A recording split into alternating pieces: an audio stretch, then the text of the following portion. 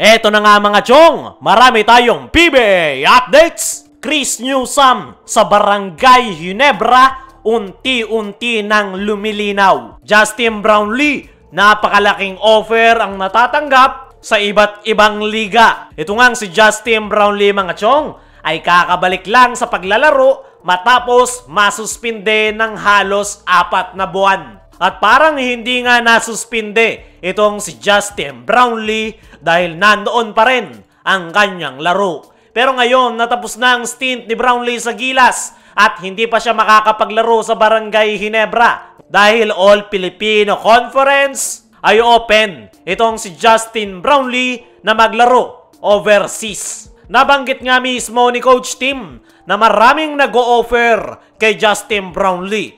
Meron sa US, meron sa Japan B-League at iba't iba pang bansa. At matapos i-anunsyo yan ni Coach Tim Cone ay mas lalo ngang nadagdagan yung nakapilang kupunan kay Justin Brownlee dahil nadagdagan yung mga interesadong kumuha sa kanyang serbisyo matapos mabalitaan na available si Justin Brownlee. Ayon nga sa ating mga trusted source ay napakalaki ng mga offer na natatanggap nitong si Justin Brownlee. Merong offer sa UAE. Dati nang naglaro dyan si Justin Brownlee at milyon-milyon nga ang ino-offer kay Brownlee para lang maglaro. Malaki rin yung ino-offer ng Korea at Japan B-League para mapapayag si Brownlee na maglaro. Pero yung problema ni Brownlee sa Japan B-League ay gusto nga ng Japanese team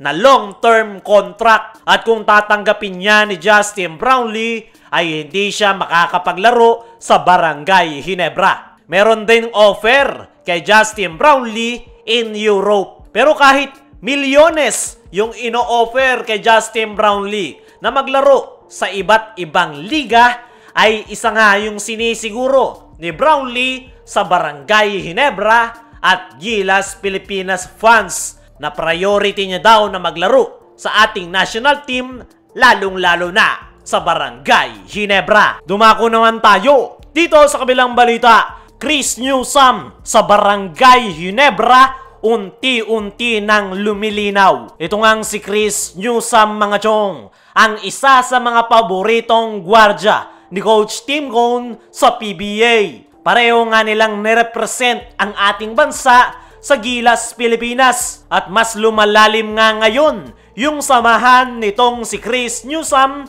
at ni Coach Tim Cone. Dahil kung matatandaan nyo, last FIBA World Cup ay inihulog nga ni Chot Reyes sa Gilas lineup itong si Newsome. Pero nung i-take over ni Coach Tim ang ating national team, ay ipinasok nga nito si Chris Newsome at diyan niya nga pinatunayan na deserve niya ang Gilas spot. At noong maglatag ng long-term plan itong si Coach Tim Cone sa Gilas, ay pasok nga sa Final 12 itong si Newsome. At maganda rin yung kanyang ipinakita kontra Hong Kong at Chinese Taipei. Ilang beses nga rin nating nakita na pinagsasabay ni Coach Tim yung 4 na Ginebra players kasabay ni Chris Newsome. At nagpapahiwatig na gusto siya ni Coach Tim sa kanyang kupunan na Barangay Ginebra. At ngayon na nalalapit nang mag-expire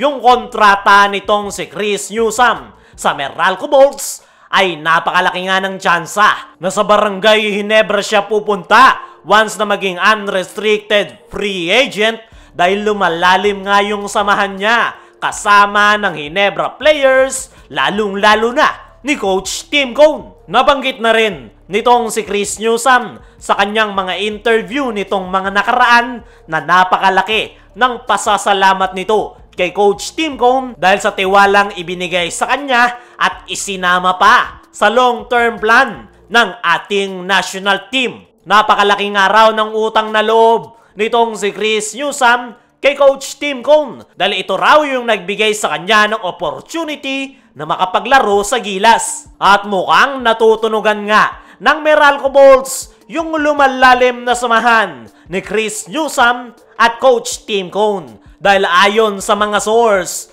ay ayaw nang pumirma ng contract extension nitong si Chris Newsome at gustong i-exercise ang kanyang pagiging unrestricted free agency. At alam nga ng Meralco na sa Ginebra pupunta itong si Chris Newsome. Kaya naman, nasa plano na nga nila ngayon na i-trade itong si Chris Newsome bago pa mag-expire yung kanyang kontrata. Kumbaga, uunahan na ng Meralco Bolts itong si Chris Newsome. Inilagay na nila ito sa trading block para makakuha ng mapapakinabangan ng kanilang kupunan. Dahil kung hindi nga iti-trade ng Meralco itong si Chris Newsome, ay magiging UFA nga ito, mawawala sa kanilang lineup ng walang kapalit. Nagbigay naman ng clue yung source ni Snow Badwa na 2 conference na lang ang itatagal ni Newsome sa Meralco Bolts. Ibig sabihin nga lang niyan mga chong,